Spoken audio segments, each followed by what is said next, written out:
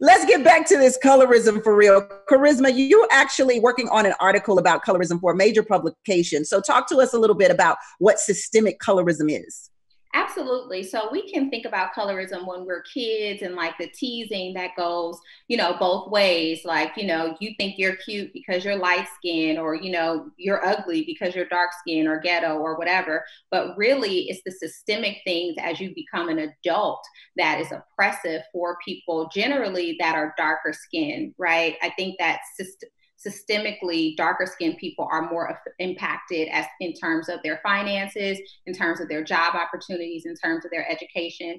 A recent study by Harvard said that Black people are 30% more likely to be discriminated against in the workplace for hiring, even when they have the identical credentials of a white person. And then that number goes up by 35% if you're a darker skinned Black person. So it's not just, the psychological or emotional trauma. It actually impacts our outcomes when it's all said and done.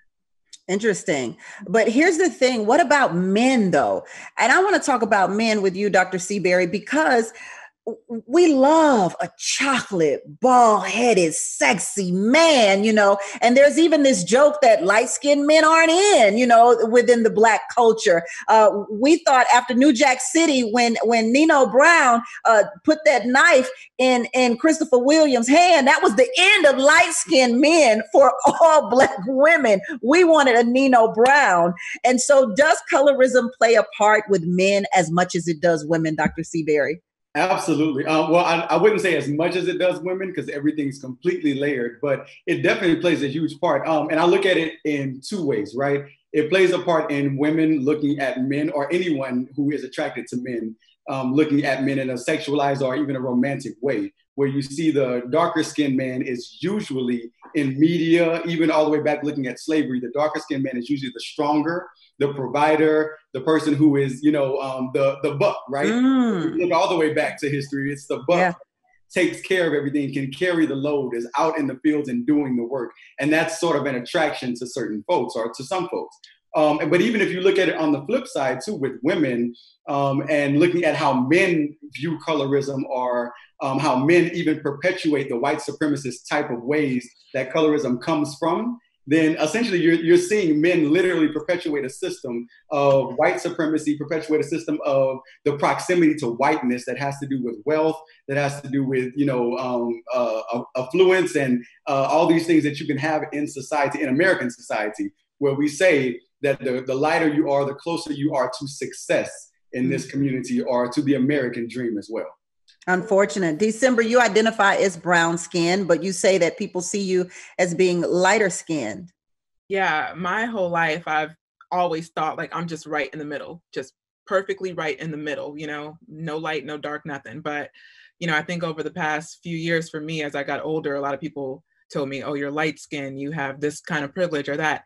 And, it started to resonate with me because I realized like I've never actually had any major issues when it came to, dealing with white people and white society and stuff like that. I've always just kind of fitted in and been accepted or whatever, and I know that that's not the same for a lot of my darker skinned friends, Right. And I think, having these conversations with other people, talking to men and they're like, oh, I prefer light-skinned women like you or something. And that offends me, that you would say something like that to me in my presence because there's no darker skinned women present, so you think that you're safe to say that.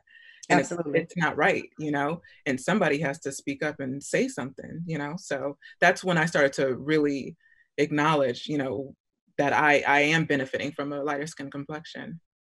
Talk about then when you say you're benefiting, in what way do you believe you benefit from being, because I mean, you and I probably share the same skin tone somewhat, but you're not the white of whites. Right. So how do you benefit from your hue? I mean, there's different ways, layers to it. So, in the work area, like I said, I've not had any kind of major issues, like I dealt with racist coworkers who just weren't racist to me, but they're racist to darker skinned people, Right. you know, and it's like, excuse me? Like, Yeah, I was going to say, and then in that case, the privilege is not having to deal with it. that is the privilege. Yeah, And that's that's what, the privilege. you know, because my whole life I said, like, you know, I thought it just didn't affect me. I'm like, I'm right in the middle. None of this really matters to me and nothing like that. But then, you know, realizing that I'm not dealing with these issues that my friends are dealing with, you know, that is my privilege. Yeah. Dr. Webb, you say that Black women tear each other down because of colorism. I myself personally have never torn a Black woman down because of her color. I don't even know where that comes from in me, not to think somebody's better than somebody else because of what color they are or what kind of hair that they have. I'm always used to experiencing the person, and then I can place enough judgment on you from that part. Yes, I think there are various dynamics at play when we see those interpersonal conflicts. And obviously, everyone has a different perspective. It's kind of like what December was saying, you know, like she grew up feeling like she was in the middle, but then having different sets of experiences helped her to shift her perspective.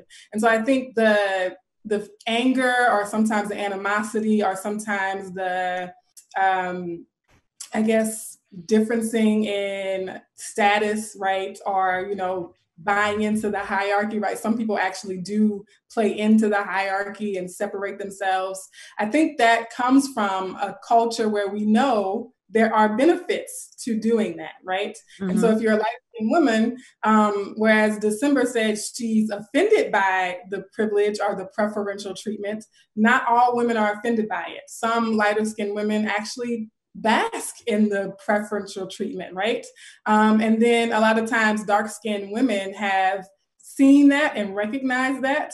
And so whereas December, you know, speaks up in that instance, not all dark-skinned women recognize their light-skinned sisters as speaking up and speaking out against it, right? And so I think there's a sense of betrayal sometimes when the brown skin or the lighter-skinned sister, even if, you know, she doesn't consciously want it, not taking a stand against it can also seem like a form of betrayal. And then, you know, hurt people, right? And that's why we have to talk about, because we hold these things in, we bottle it in, and then we end up lashing out at each other, again, because we haven't gained the perspective to see that it's a system at play, right? And not individual players all the time.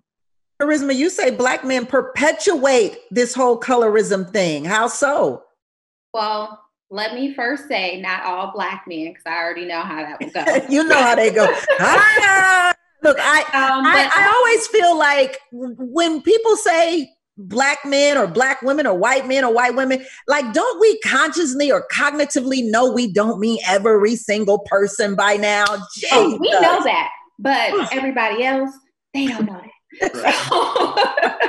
So hold on to that thought. We're going to find out how some Black men perpetuate colorism when we return on the Tammy Mac Late Show on Fox Soul. Welcome back to the Tammy Mac Late Show on Fox Soul. Ebony said, not all dark-skinned Black women are envious of light skin. I think that's probably a truth, Ebony. So thank you for letting us know that.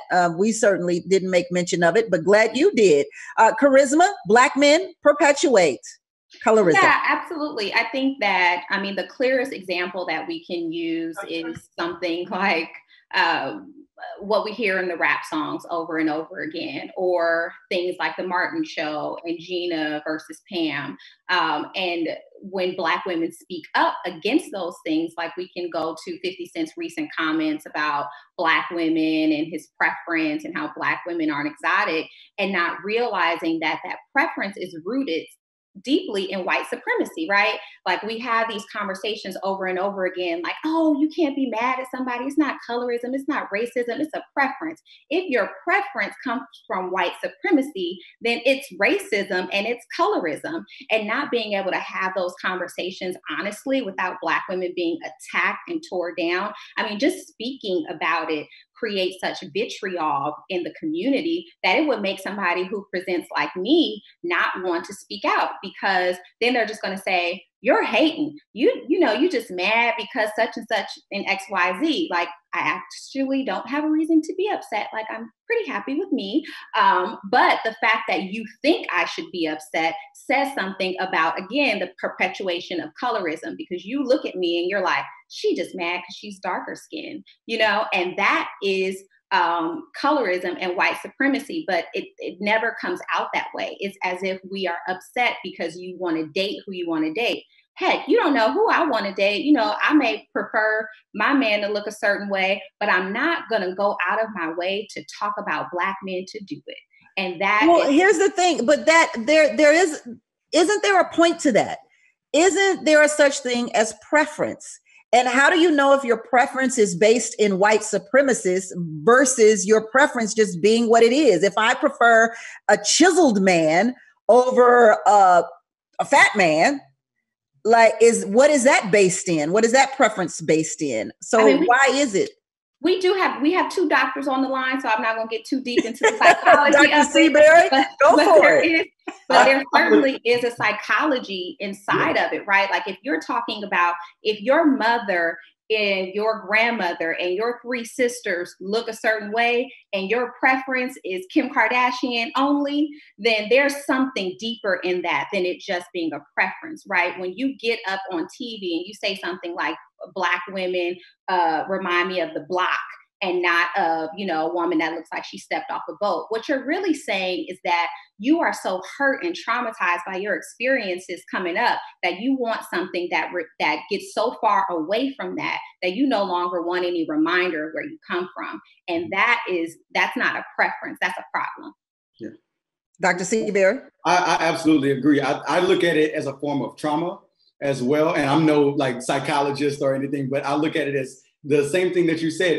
If someone's mother is a dark-skinned woman, but you're wanting the exact opposite of that, to me, that's showing some sort of trauma that's happened, that you want something so far from what birthed you on this earth, right? So far from the innate love that you have for your family, for your blood, and things like that. And of course, that gets layered too with family and love and all of that. But essentially, when it comes to a preference, especially, I can even speak in the LGBTQ plus community, when it comes to a preference and people say something like, oh, I don't want dark-skinned men or no Black men or whatever it is, that inherently is rooted in something that's been taught, rooted in something that's in racism, colorism, ableism, literally any ism you can think of. That's usually something that's taught, not an innate, oh, I'm just not attracted to that, when you have to speak out against it. Now, if your preference is something that's just personal and private, that's a different thing. And it's not rooted in racism or colorism or any of that. But if you feel the need to speak out against the thing that you are not attracted to, that is absolutely rooted in some sort of colorism or some sort of historical oppression or white supremacist ideas that's been taught to you. I might be reaching here, but then what is it when a white man chooses a Black woman? In terms of, are you asking in terms of I'm just saying, if a Black man can't choose a lighter skinned woman or fair, because honestly, fair skinned women are still Black women. Mm-hmm. So why are we mad when a Black man says, I like light skinned women? No. But I think that's the whole thing, is no one's mad just because Black people are mating with Black people, or there's a Black man or a Black woman that's dating outside of their race. I don't think that's ever the concern. I think the concern is generally when you have to put one down to uplift the other. I got it. That's more of the issue. It's just like Black women in particular, like, we're tired. It's like in middle school when somebody doesn't like you, but y'all agree to keep each other's name out of your mouth, But it's like, you don't have to bring me up. You don't have to keep our name in your mouth. You don't have to keep Black women in your mouth to talk about how much. So you're saying 50 Cent and Lil Wayne could easily just say, well, I like exotic women, without attaching anything to that relevant or relative to a solid Black woman.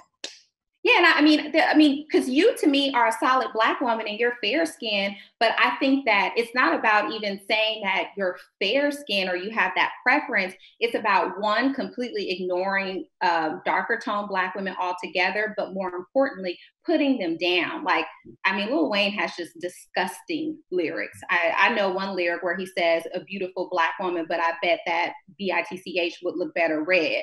Like, it don't matter what you look like, how pretty you are if you're dark, you would always be prettier if you were lighter. Like, those things are sick. And I think that's the problem. It's not about your preference and whether or not we're vying for your attention to date you. It's the fact that you can't keep our name out your mouth. Yes. I like that. Keep my name out your mouth. Yes. Exactly.